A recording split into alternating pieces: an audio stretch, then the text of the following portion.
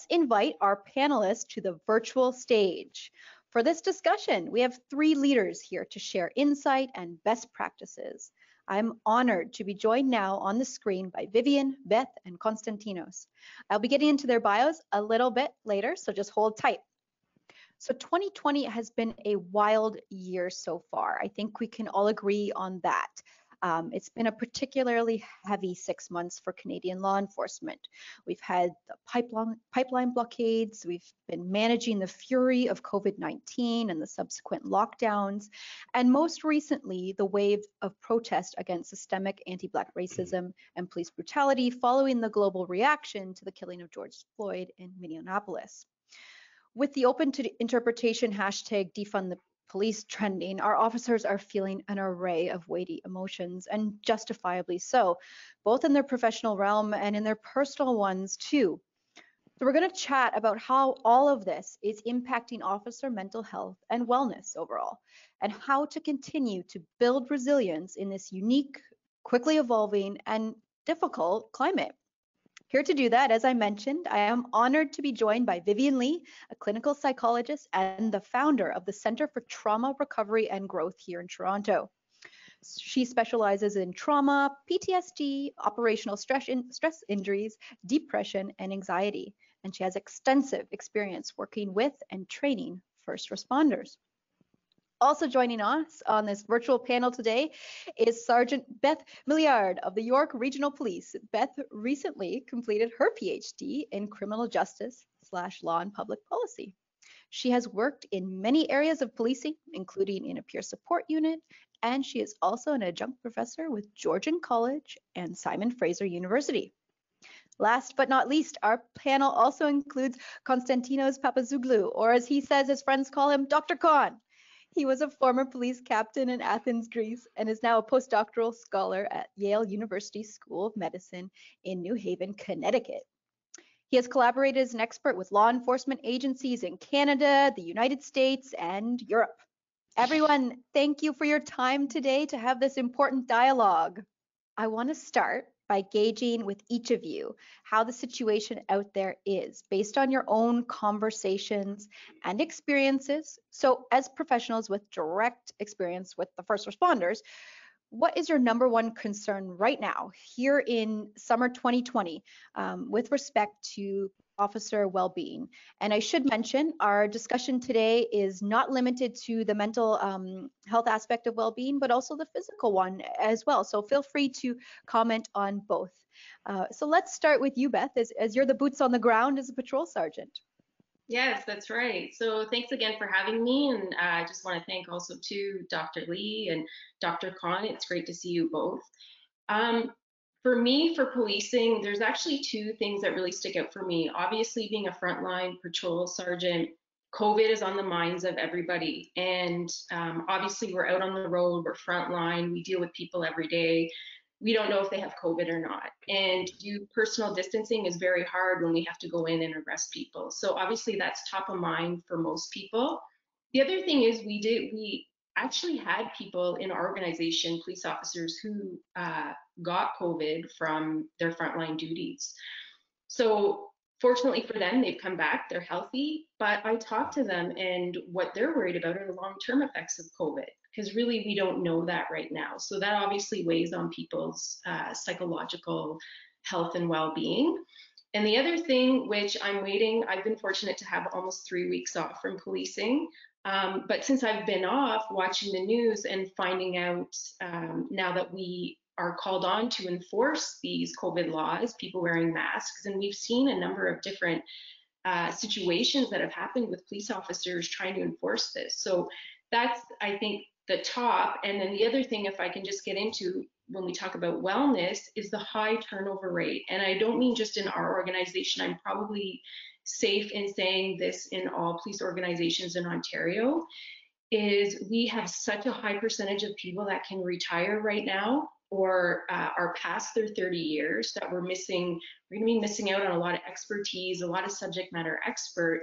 So it's been very hard we're recruiting and we're hiring people to fill the gaps, but we're not actually it's hard to be adding strength And then which accompanies that is the constant turnover and supervision. So for me, for example, 16 months on the road, I've had 4 different supervisors. And some of the people I've been supervising have told me they're up to 8 different supervisors. So even that in itself plays on the mental health of members, their anxiety. And as you know, as new supervisors come in, different expectations, different personalities. So those I think are the 2 that really stick out for me. Wow, for sure. Thank you for sharing that. Dr. Khan, I'll pass the mic to you for sharing your experiences so far this summer.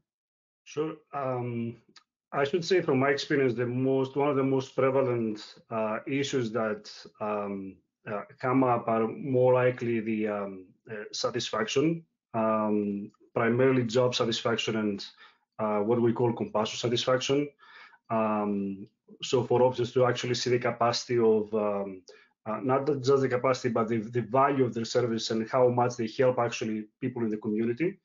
And just to give you some examples, actually, in New Haven, actually, Connecticut, I'm very fortunate, and I see myself as one of the members of the team where we actually do the ride-along services between the Yale Medicine and the New Haven PD. So we respond to different kinds of critical incidents whenever we have any kind of child abuse situations, domestic violence, shootings in the community, you name it. And it happens at some point recently, we responded to an incident where the officer actually, he did amazing work supporting a child who was actually abused and giving actually a lot of support to the families. So at the end of the call, actually, when we were back in the cruiser, I was like, "Hey, you did amazing work. I mean, you helped the child. I mean, we just help the child right now." And his response was like, "Okay, that's part of the job." Similar to that, I mean, it's I was teaching a course recently in SWAT team. And the whole actually unit, the whole platoon, they told me we feel that most people actually are against us than they are with us. And they say, "Hey, thanks, Dr. Khan. Actually, you came here, and we actually feel, way better than the way actually we start seeing things." And the whole idea, I think, and of that is that to actually instill this kind of sense of satisfaction in the sense that officers actually do amazing work in the community, helping people, protecting people, saving lives. That's what it is at the end of the day. And unfortunately, the great impact of it is what Beth actually already described. You have low morale, people actually quit prematurely. You have all these kind of physical and mental health concerns, and that's part of the it's the tip of the iceberg. But underneath that, you have all these kind of issues that keep coming up all the time. For sure. Thank you for sharing that. Dr. Lee, I'll hand the mic off to you now to share some of your experiences over the last few months and this summer in 2020. I'm going to add along to what Beth and Dr. Khan had been saying, and absolutely what I'm seeing, number one, is demoralization, this low morale among officers. Obviously, with all the anti-policing sentiment going around, and a lot of negative media attention, and especially on social media. And it's a perfect storm because we and officers have been living with COVID, as we all have for months, but they've been on the front line. And we have all had many of our regular coping strategies, the things that keep us well and healthy, kind of ripped away all at once. So, you're coming off of months of, I haven't been able to go to the gym or spend time with my friends or, give a hug to, my mom. And and then all the protests are happening now. Certainly people on the front line are hearing a lot just from their day-to-day from people on the road. And then COVID also adds this other component of it interferes with some of the rewarding parts of the job, right? So, officers, they may feel some reward from comforting a family member who's lost a loved one, or, trying to provide comfort to a child or a victim of trauma. But now they're wearing this PPE and they have the distance. And so they're not able to provide that kind of comfort and connect like they normally would.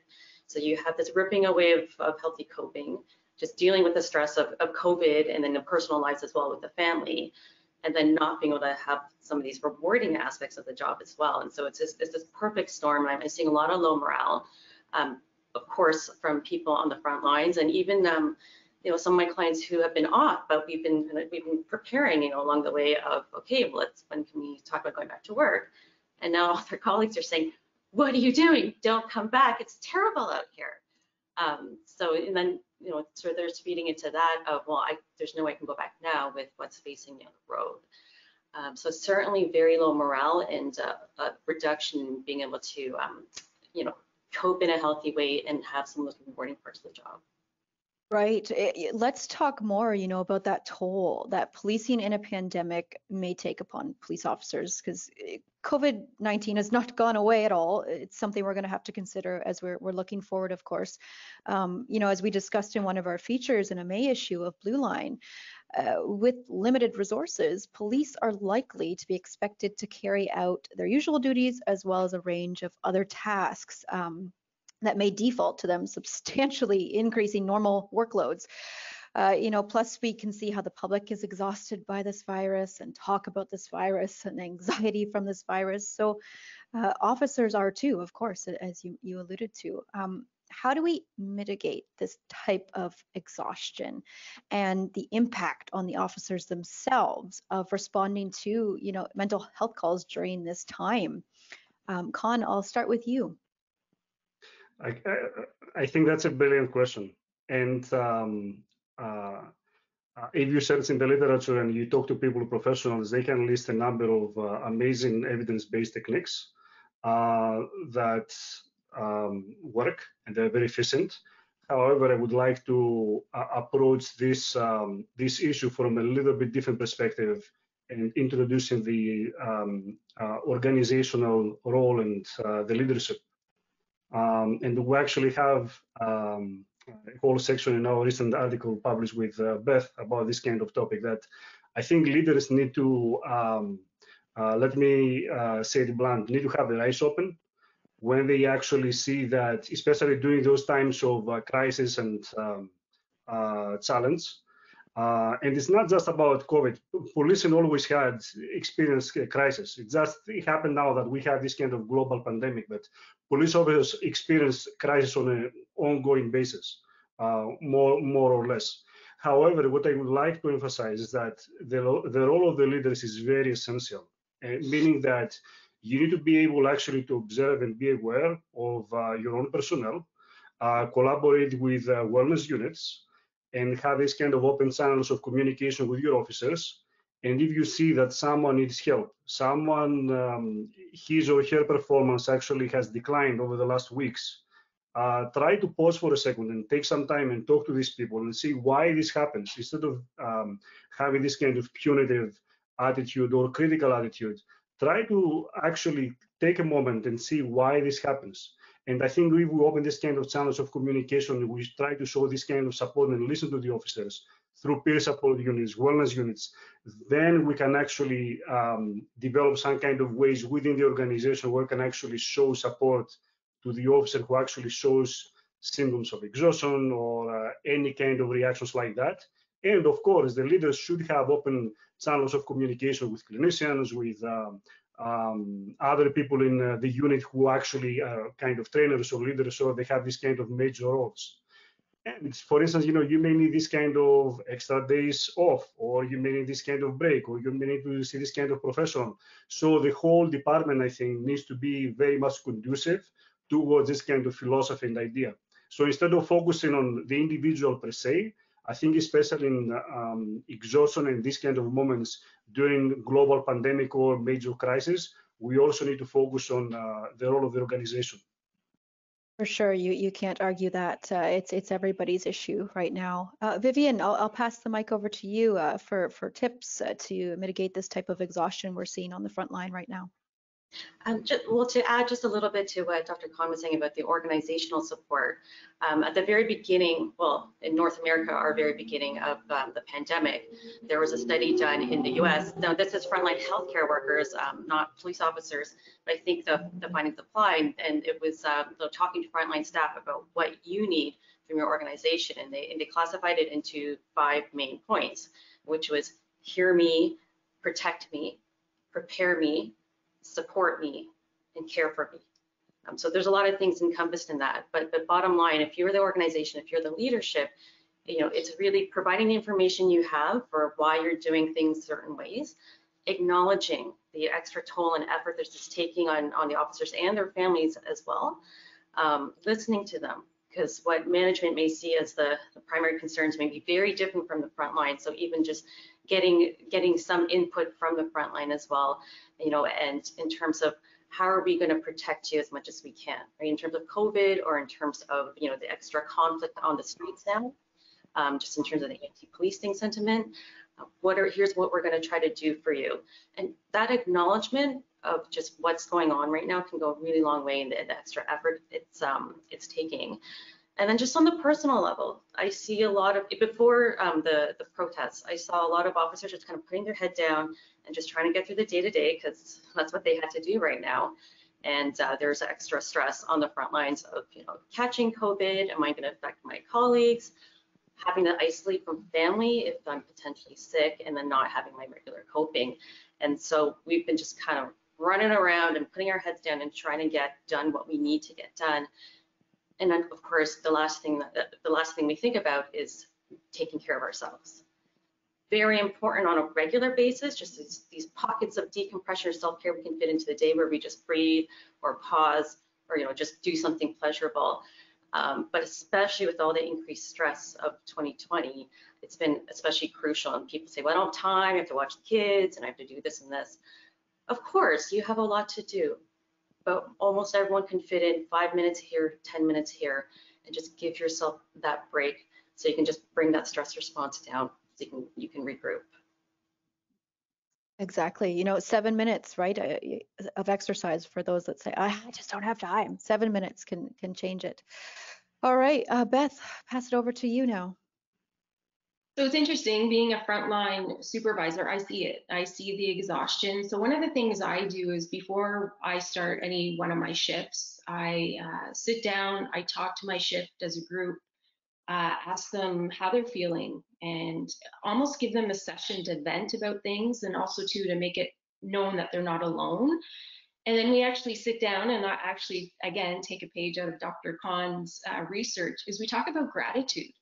Because as much as COVID's been such a source of stress for a lot of people, we've kind of switched it where what is the good that's come out of this, if we could say that. And what I mean by that is it really made the officers sit and think and go, actually, you know what? And I know just for myself, I've been able to spend more time with my family. I've been able to save money. We were fortunate at York to get on the frontline officers were on a schedule where you know, we weren't coming in as regularly scheduled, so they were trying to minimize our exposure. So our schedules changed, which actually gave us more time at home, so less time commuting. So when we start to look at it from a different perspective, and the big one too is, you know, there's one of the officers says, like, yeah, we have to think like there's some people that don't know where their next rent check is going to come from, and we're still getting paid. Like, although we're still going out there and we're not dealing with, you know, maybe the most pleasant people in society, there are these good things. And to be really honest, I cannot believe how resilient my frontline officers are. Like, and at the end of the day, and I think, Vivian, you touched on it, is the communication. There was a lot of stress over having that communication, which I think in the first couple of weeks, really, we didn't know what was going on. And until it was, I guess, known as a full-blown pandemic, you know, they started closing things here and there. We didn't know what we were going on. So that was a huge source of stress. So once the organization realized that they needed to put out communication almost on a daily basis because things had changed, that really helped people's state of mind. So definitely looking at the gratitude part and absolutely the self-care. And I always say that we're not only not going to be good to our family, but we're not going to be good going out on the road dealing with people in crisis if we don't know what our own stressors are and putting ourselves first. So I share that, and I do constant check-ins, and even the beginning of shift I'll check in, but I also drive around on patrol and you know, just check in on the officers, have a coffee or whatever. So that's a good time to kind of get the feel of the shift and where everyone's sitting. For sure, that can go a long way. Just having a simple conversation, right? Letting it out. Well, years down the road, when we're looking back, what do you think the takeaways are going to be from policing in a pandemic, from COVID-19 and wellness? There's been a lot of talk about trauma recovery is for our children, but so I'm curious to your perspectives on for this in that law enforcement context, that takeaway looking back. Let's start with you, Vivian. So just to continue along with the communication aspect, it is very important for supervisors and management to communicate what they know and what they don't know and why things are happening. And even if they have to say, we don't know at this point, what's going to happen, be open up front about it and say what you're doing to prepare. So that's certainly a big one, but definitely just recognizing support for the officers as well as their families is going to be really important to be able to not just respond effectively, but to sustain health, physical and mental health and wellness in the long run. With the officers on the road, of course, their families are worried as well. And then there's all these, pandemic related stressors in their day-to-days they have to worry about. And then what Beth was saying, formally and informally, just these check-ins. Right, whether it's from supervisors, from management, from peer supporters, just with your buddy at work, when there's this added stress that you really want to make sure that everyone's doing okay. And when COVID is finally over at some point, I think it would be really important to sit down with the front line and ask, how was this for you? What have you learned? What can we do better for next time? For sure. For sure. And Beth, what about you for that looking back? Well, I think it goes in with what Dr. Khan said. We face trauma all the time. This is just a different scale. It's a different sort of trauma we're facing. But if anything, if I could put perspective on any of this, just hammers home the fact that mental health is so important. And for the police services that maybe don't have robust mental health programs or training, pandemics like this really hammer home the fact that putting these proactive measures in place, and not just mental, physical, and really promoting that as a leader, as a chief, like going forward, I just wish that people realize how important that is. Sure. What about you, Con? Anything to add? I definitely agree with both Vivian and Beth. The thing is, at some point, when this kind of global pandemic ends, we need to actually pause for a minute and say, each one of us, okay, what worked? Why didn't work? So why it worked for me? Why it didn't work for me? So all this kind of trying to introspectively actually search and look actually behind and see why it worked and what were the benefits and all this kind of to actually contrast the pros and cons. So that can actually help us to be, I think, more well prepared for any kind of crisis in the future, major crisis, any kind of major stressors. So I think it's a crisis for sure, but that's also a great learning experience for all of us. Just a note, I think up to end of May, there were about 25,000 COVID-related published papers in the literature, which means that down the line, we will have a lot of knowledge actually from a psychology perspective to actually see and perhaps explore and learn what worked for first responders, what worked for the average civilian, what worked for the children, you name it. So I think research also will come and back up our personal experiences, and that can actually help us to move forward in the future, even being more resilient. Fantastic. There'll be a lot to read in the coming months for sure. All right, well, speed questions. So you get 1 or 2 words to answer this next round. So we'll go through this rather quickly. What's the one thing every law enforcement officer should be doing for their own well-being during a global health event, of course, like COVID-19? And go. We're going to start with you, Beth. Definitely self-care. Perfect. Con? I should say one size cannot fit all. So whatever best works for every person, as long as it's a healthy, positive strategy. Wonderful. And you, Vivian? Realistic expectations. You're not superhero. I like it. I like it. Good variety there. Thank you, guys. All right. Well, moving along with topics. I'm conscious of our time. Con, this might maybe be one for you that I'll start with you with. Your book, Power, Police Officer Wellness, Ethics, and Resilience. It's about the numerous psychic wounds experienced by peace officers in the line of duty, including compassion fatigue, moral injury, PTSD, and I can go on. So you talk about how this in turn affects decision making and performance on the job. So I'm curious how you see today's stressors and today's climate, the larger conversations that are happening on many levels about use of force, for example. How do you see this contributing to officers' psychic wounds? Now, the power idea is we actually developed that with myself and Daniel Bloomberg, who is a police psychologist and professor in California. And we also had Beth and I bet 15, 20 more other brilliant contributors and authors in this kind of huge project. So the whole idea is we develop a theoretical framework that you actually connect the wellness, resilience, and ethics. And we believe that each one of those components cannot stand on its own in a vacuum, so it needs to be interconnected. And that because officers actually experience this kind of multiple kinds of challenges or traumas or critical incidents, that you can't just go on a linear kind of basis from A to B. All things are not like black or white. So people keep talking about PTSD, and I understand that's a big actually issue and component, but that's one part of the story. So the whole idea of this kind of power philosophy that we developed is that to address actually collectively and from a holistic kind of perspective, this kind of multiple, multi-layered kind of issues that officers experience in the line of duty and can be moral risks, moral conflicts, compassion fatigue, and many other kind of phenomena that and issues that can actually be experienced in the line of duty by the officers.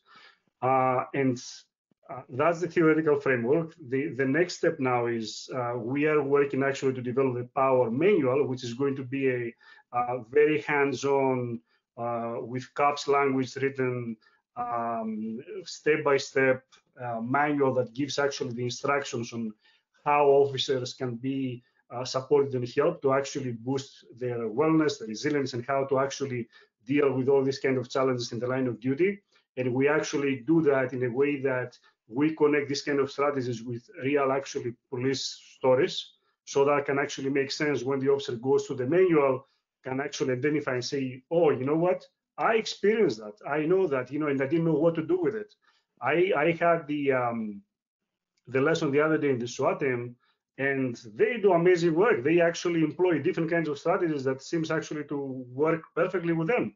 And you know what they did to me? They say, you help us to actually put language and words to whatever we already do, but you help us actually to know that we step on a healthy kind of way of coping, and we know that we do the right thing, and it's science actually based. So that's actually one of the philosophies that we actually continue now, and is going to get published at some point, I think, in next summer by the APA. So we're looking forward to that. All right. Well, I will stay tuned as well. Wonderful. Thanks Stay for tuned, that. yes. Beth, how has officer wellness been overall at YRP through the spillover, of that outrage that we're feeling from the media and the public after George Floyd? What kind of wellness strategies is peer support implementing while dealing with the emotional issues from the public, like these calls to defund the police? So we're fortunate that we created peer support 7 years ago. The unit was formed 7 years ago. The team was formed 6 years ago. So we're fortunate that we have an abundance of resources. Of course, some have to be tweaked to do maybe online counseling versus face-to-face. I'm just so thankful that that was all put into place 7 years ago. And I think really, so our peer support unit now is just doing a great job in just sending out that information and letting people know that there's that all this information exists, where to find it. Also to, people are leery, we're first leery about dropping into the peer house, so they can do peer-to-peer versus on Skype.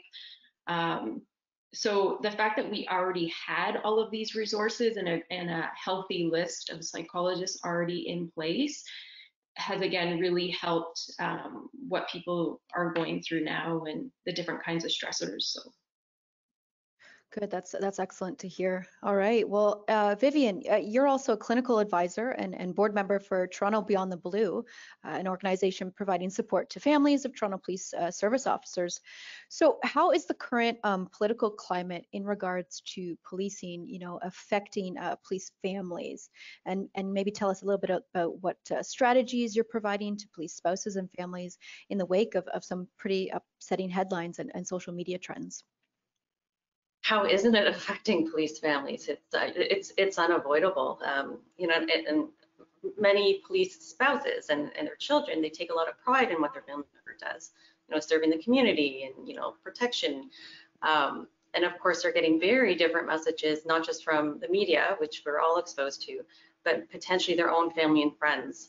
I hear about a lot of hurt, a lot of anger and frustration with what their own friends or family are, posting on social media or comments they're making. And of course, when you bring kids in, it's really tough. And I talk to some officers, and they don't want to tell their kids, what's happening, and they want to keep them sheltered, which is completely understandable. But if they don't talk to their kids about it, someone will, right? And they're going to hear about it somewhere. I was talking to one officer. His child came home from seeing friends and was in tears, saying, "My friend said my dad is a racist murderer." And of course, that's very, very hard and upsetting. So certainly it's taking a toll on family members as well. And people that you thought were your family and friends, you may see in a very different light now. And it can be hard for the spouses and children to know where to turn, because often they don't want to bother their family member who's an officer because they don't want to stress them out more. But then they're kind of dealing with all these thoughts and emotions as well. And it's really important to have a discussion with your spouse, discussion with your children, have this kind of family huddle. Of course, your kids better than anyone, what's appropriate for their age. But I do think it's important to talk about what's happening, some of the things they may hear, and some things that they could say or do when they do hear these things. And of course, we've touched on it a couple of times, limit social media. Everyone in the house, it's a very toxic place on the best of days. So if you're a part of a police family, it may be very difficult at this time. So definitely limit media and social media. When you go on social media, try to make your newsfeed more about things that you enjoy, things that bring you pleasure. And you can hide a lot of subjects and people on your news feeds. So if there's things that you find especially toxic, I would absolutely think about doing that. Wonderful. That's some great advice. Yeah, you can always hit mute, right? No harm in that. All right. Earlier this year, the Ontario Provincial Police Association, or the OPPA, officially launched the Encompass Mental Health Wellness Program. More organizations are on this wellness train, thankfully, and they're doing things internally to help first responders with things like not just psychological resilience, but financial wellness, nutrition, fitness, etc. So what is something that is often a challenge, or maybe something is often overlooked when new wellness programs are brought in for police members that we should all be more aware of? And Beth, I'll start with you. So actually, I'll just go on Judith's presentation earlier. I think the biggest thing is police organizations and leaders of police organizations have great intentions, and they want to protect their members, and they want to bring in different mental health programming. However, and this is where I become a skeptic, is this a tick in the box, or are we bringing in programs that are actually evidence-based? And I think that's the major thing that police organizations are missing the mark. And again, they have good intentions. However, there's a lot of people out there trying to sell. And I know this, when we started peer support, a lot of people came knocking saying, can you endorse this program? And my first thing is, okay, who's have you done your research? Who's the psychologist? Who's the doctors behind it? And they're just like, oh, it's something we just created. And for me, I am not going to put my members as the guinea pigs or put them into a program that I know isn't kind of tried and tested. And I think that's where organizations really need to do their research and their homework before setting up any kind of mental health training or programs for their members. Completely agree with that. Research, research, research. All right, over to you, Con. Well, Beth actually comments made me smile a little bit because I can see how actually she gets right to the point. And you've seen lots of people, they come up with this kind of fancy, nice acronyms and which sounds wonderful, but in reality, first you need to have this kind of critical thinking and standpoint and say, what are their academic credentials? What did these people do? And not just the academic credentials, but have those people ever worked with uniformed agencies? Are they familiar with what police culture is?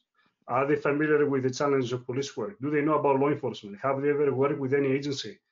All those kind of issues that you need to consider. And the other thing is, many times people come and they introduce, let's say, one or two techniques, which I don't deny that those techniques can work, but is that can you actually describe those couple of techniques as a wellness program? And that comes again back from the power philosophy that the wellness program needs to have this kind of holistic approach. So you need to have different kind of ways of approaching, like the cognitive way, the physical way, the emotional way, the moral spiritual way, the financial way. So it needs to be a more likely multi-layered perspective in order to have this kind of holistic, complete kind of approach to actually name it as a wellness program. So critical thinking and research-based, evidence-based programs, and also people's backgrounds. I think that's essential thing that needs actually to be considered by leaders. Thank you. All right. And Vivian. So like Beth was saying, I think many organizations have very good intentions. For me, it's a fundamental shift in how you're viewing health and your culture. And there's a lot more awareness and support now for mental illness, right? Which is wonderful. I think it's fantastic. But when we tend to just focus on mental illness, we think of it as, okay, here's this thing that we can just send them to EFAP or our wellness program, and I've taken care of it, which is true in a way. But we don't want to just focus on mental illness. We want to focus on maintaining mental health, right? And that's a holistic approach, just in the day-to-day. So you don't want to just go about doing your normal everyday things and someone's suffering. You're like, okay, well, we have this program and off you go, right? They may need that, wonderful, but we wanted to try to support people before they get to that point as well. So looking at, what are some of the bureaucratic things that get in the way that cause extra stress? What are some things that get in the way of debriefing or decompressing after a tough call? Do officers do they feel safe talking to a supervisor about stuff going on? So it's promoting that health approach rather than just illness. I think is really important. Wonderful, great. All right. Well, we're winding down on our time and we have quite a few questions coming in from the audience. So I'm just going to ask one more question myself of the panel, and then we'll jump into our audience's question. So let's scroll down here. How has the general police culture shifted in recent years to incorporate more wellness in Canadian policing? And the big one here, do you still think there's room for improvement? And if so, where do you see this room for improvement specifically? Vivian, let's start right back with you. Well, I think for me, it's just basically what I was just saying in terms of, focus on health and, the relationships between supervisors and frontline, or between colleagues, or between management and frontline. There's often this strong disconnect. And of course, policing has been very hierarchical in nature, and, that there's very good reasons for that. But it doesn't have to be so black and white as well, right? You can still be someone's supervisor, but still get down on a human level with them without maintaining that barrier. So certainly there's a lot more that can be done, but I think it's we have to think a lot more about how this can be incorporated into just the day-to-day things that officers do, rather than just here's help after the fact, which is great as well. Wonderful. All right, Beth, the overall police culture, room for improvement in terms of that wellness. Absolutely. So I've been a police officer now for 18 years, and I just want to say when I started, we didn't talk about it at all. And I think at Ontario Police College, we had 2 hours of dealing with people in crisis. So when you look at the scale, we have come a long way, even in the last 7 years since the Ontario Ombudsman report in 2012 and the line of duty. We've really, really come a long way. However, I would like to see mental health part of a curriculum that is ongoing. To me, and Vivian's right. It's, back it was always, oh, first responders get PTSD, when it's more than PTSD. It's overall mental health. And a big chunk of what my research looked at, I looked at the effectiveness of peer support, but also organizational stressors. And those are things that we can somewhat control. So to me, mental health is more than just PTSD. And yes, we have come a long way, but we should make this now. It's not a one-time check and we're done. It's mental health is going to be ongoing for the rest of our career, and it's something that organizations should be implementing at any level and at any organization, just not first responders. Very well said. Awesome. All right, the last word to you, Con. I think if you had this kind of topic for a webinar in the 70s or 80s, you probably wouldn't have an audience. So I think that tells a lot that we have this kind of conversations here, open discussions about this kind of topic. And it's not only about that we have this kind of conversations in policing. You see all these kind of wellness units and amazing, great intention from many, many leaders across the country and all over the westernized world, that they actually have this kind of openness to help their officers. There is no question to that. I think over the next years, we are going to have more research coming up, more promising results. And I think, as I agree with Vivian, we're going to have this kind of shift, going from a psychopathology focused kind of model to more likely way that I focus on your strengths and how can I actually help you to perform your duties, to improve your resilience, to actually maintain wellness, and to help you to keep helping the community and your families and the PD and anyone who actually is involved with the officers' work. So I think the next decades will be very promising for big actually shifts in our field.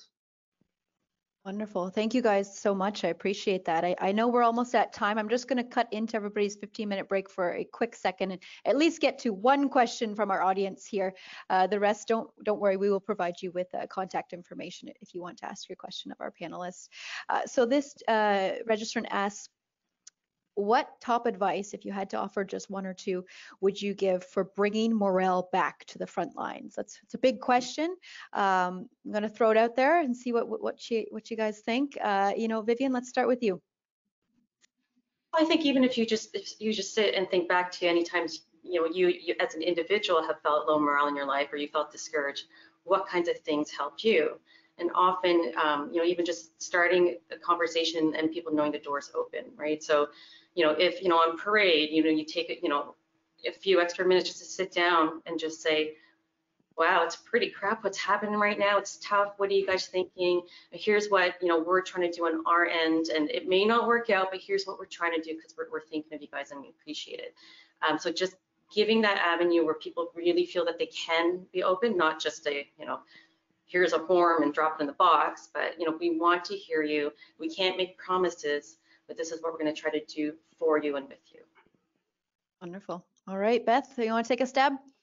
Yeah, I absolutely agree with Vivian. I'd almost take that a couple steps further though, and not just be, someone's direct supervisor saying, what can we do, but almost those higher up people. So I know we have a new chief at York Regional Police, and he is making time and effort to go around to every platoon and sit down and talk to the platoon. So I think too, that openness, that transparency, but a space where people can actually talk about what's wrong or what they think is wrong with the organization without, being judged, or this is going to be, my career is not going to go anywhere because I'm speaking the truth. So having that open, honest feedback and, yeah, just letting people know what's going on. Because I find too, when the morale's low, I find it's usually the communication.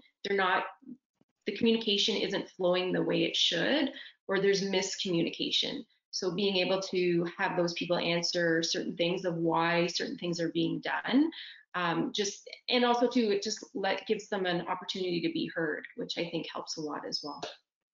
Fantastic. All right, over to you, Con. Anything to add for bringing back morale?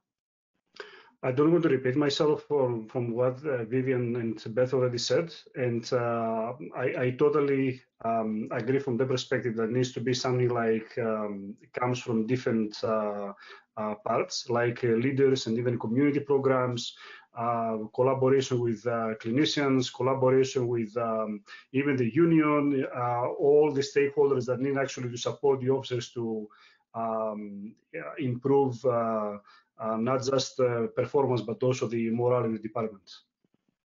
Wonderful. All right. Well, folks, I'm so sorry. That's sadly all we have time for right now. Thank you again to our esteemed panelists. You've all been fantastic. We really do need to focus on wellness overall in our agencies and at home in our police families this summer especially. So we thank you for your tips and your knowledge. I'm extremely appreciative.